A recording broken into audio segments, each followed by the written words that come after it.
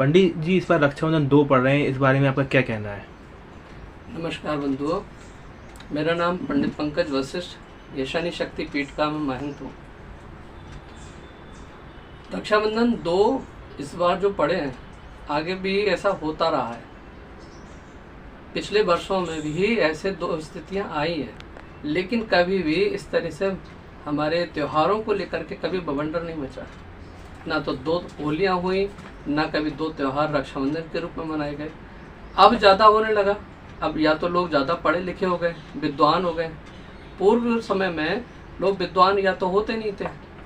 हमारी सनातन संस्कृति अब ज़्यादा अपनी प्रफुल्लित हो रही है, या लोग ज़्यादा इसको बवंडर मचाए हुए। धर्म का सहारा लेकर के हमारे ये त्योहारों को तोड़ने की कोशिश की जा रही है। हमारी सनातन संस्कृति के ऊपर चोट की जा रही है।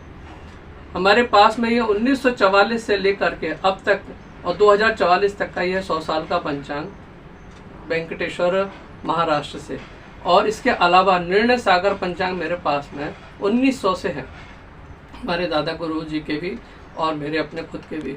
तो उन सभी में ने ये जब ये बवंडर को ज़्यादा सुना तो देखा कि सारे ही इन पंचांगों में भद्रा उस ये रक्षाबंधन के आसपास में रही है, या रक्षाबंधन पे भद्रा रही है।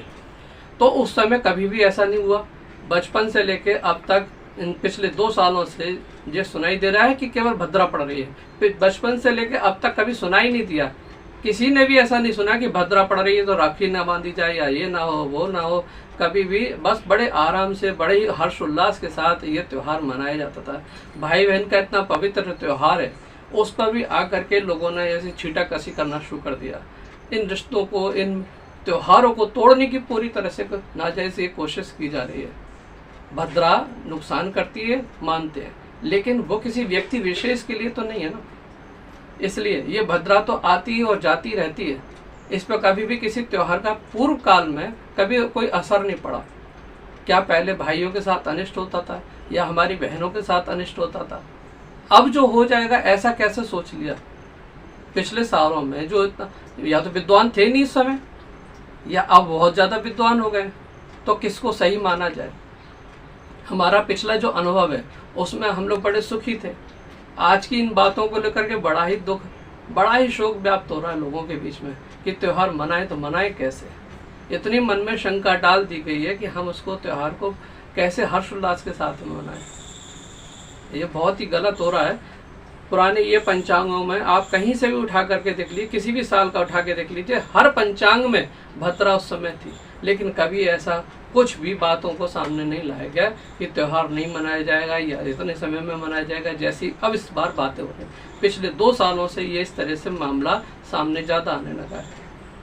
तो मेरा तो अपना ये राय है कि इन सब बातों पर ना ध्यान देते हुए हमें अपने त्यौहार पर ध्यान देना चाहिए। अपनी सनातन संस्कृति को मजबूती के साथ में पकड़ के रखना चाहिए।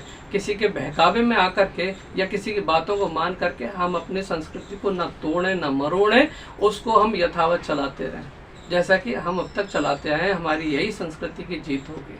पंडित जी से मुहूर्त कितना, क्या किस टाइम अपन राखी बांध सकते हैं? देखिए, पहले कभी किसी ने नहीं पूछा ये राखी बांधने का मुहूर्त। इस बार क्योंकि ज्यादा हो रहा है, अब इस बार ज्यादा होने लगा है, तो मुहूर्त किस समय बांधी जाए, किस समय, सारा ही ईश्वर का ये कार्य है। वो तो सारा ही सबसे अच्छा त्योहार ये माना जाता है। वैसे तो हमारे सारे त्योहार अच्छे हैं, लेकिन ये बड़ा ही पवित्र रिश्ता भाई बहनों का। इसमें इतना, जब हम पहले से ही ये सोच लें कि हमारे साथ अनिष्ट होगा, तो फिर वो रक्षा किस काम की? हम सुरक्षा कैसे देंगे अगर हम मुहूर्त पे ही टिक के रह जाएंगे? मुहूर्त होने चाहिए।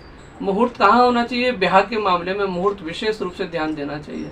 अन्य कार्यों के शुभारंभ पे मुहूर्त का ध्यान देना चाहिए। सबसे बड़ा जो जीवन का एक जो उपलब्धि होती है विवाह, उस विवाह में कभी मुहूर्त का ध्यान नहीं देते। पहले तो खूब अच्छे से शोधन कराएंगे, बातें बनाएंगे, फिर नाच गाने में, फोटो खिंचवाने में ही सारा मुहूर्त निकल जाता है।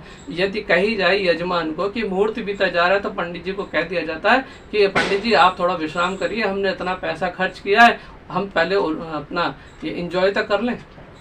उस समय मुहूर्त देखना चाहिए जो पूरे जिंदगी का सवाल वहाँ पैदा होता है, और पूरी जिंदगी को अच्छे से सुचारू रूप से चलाना होता है, लेकिन वहाँ कोई मुहूर्त नहीं देखता।